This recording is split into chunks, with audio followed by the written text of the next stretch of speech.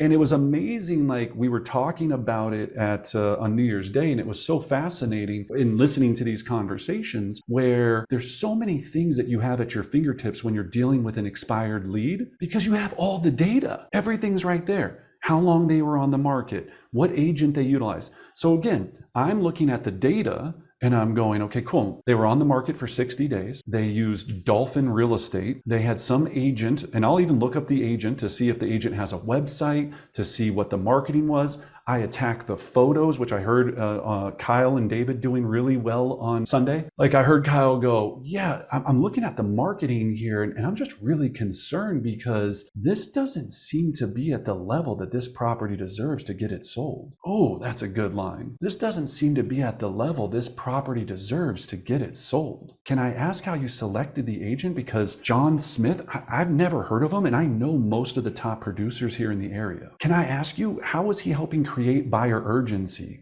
Did you guys have a flood of people in the first 6 days coming to the property giving you over asking price offers? You didn't? What? I mean, it's so silly, but we're getting in our heads and we're going, I could never do that. I am a goofball and I can do it.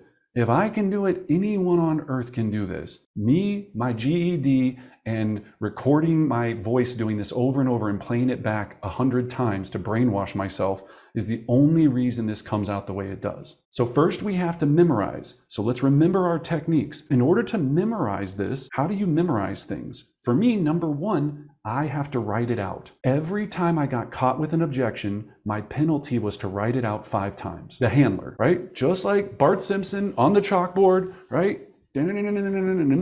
You will learn. What's happening is you're getting hit with the objection, and then you're going, you know what? Maybe I won't get hit with that tomorrow. Of course, you're going to get hit with it tomorrow. You're going to hit with it on Thursday and Friday because it's always the same. It's seller reluctancy. It's always the same. They're always going to try to defer you from getting to your end goal, even though they want your help. You were designed that way. It's all. So number one, write it down. Number two, you have the voice memo button on your phone. Take the entire script book and every objection handler and record it on your voice memo on your phone and play it back. Have it put you to bed at night. Subliminally mind yourself into learning these techniques. Play it back over and over. This is the driving range. This is the putting green. This is the batting cage. It's the only way to do it. Write this down, please. What level am I going to play at this year? Are you going to play rec softball?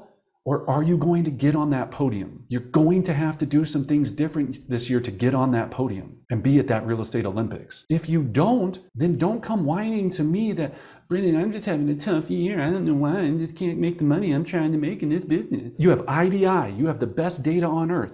You have the best program on earth, which you've seen testimonial after testimonial, people killing it.